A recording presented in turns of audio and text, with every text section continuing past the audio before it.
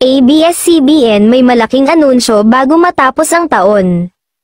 Nagugat iyon nang sabihin ng ilang executives ng Kapamilya Network na ang magiging best year ng ABS-CBN ang 2024 at magkakaroon raw ng isang big turnaround. Maraming netizens ang nanabik sa balitang iyon at inakala nila na bagong prangkisa ang sasalubong sa ABS-CBN bago matapos ang taong ito.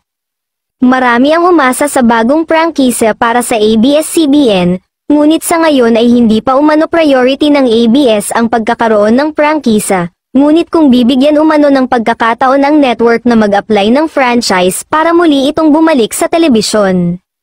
Sa ngayon ang ABS-CBN ay isang malaking content creator, kaya mula nang nanindigan ang media entity ang kanilang estado ngayon, marami na silang produkto o content ang naisa sa ere na sa iba't ibang platform, sa TV man, sa cable, sa digital, sa online, maging sa mga sinehan at marami pang iba.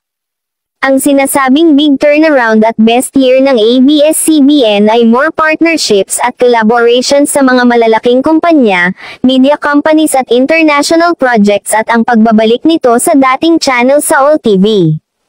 Mula ABS-CBN Entertainment ngayon ay ABS-CBN Studios na ang tawag dahil sila ang nananatiling numero 1 na content creator sa Pilipinas. May mga nasagap din tayong ulat na inalok ng gobyerno sa ABS-CBN ang franchise ng isang TV network sa kanila pero tumanggi ang ating Kapamilya Network doon. Sa ngayon ay pinag-iisipan pa kung sa susunod na taon ay makapag-apply na ito ng panibagong prangkise sa 2025. Ngunit ang sigurado ayon sa source ay may isang company ang makikipag-alyansa sa Kapamilya Network upang gumawa ng isang bigating proyekto na tiyak na ikagugulat ng lahat. Magbabalik rin ito saan umano nagsimula ang ABS-CBN, mas malawak, mas malaki at mas madaming makakapanood sa isang malaking partnership ang mangyayari na iaanunsyo ng ABS-CBN sa pagpasok pa lang ng buwan ng Hunyo.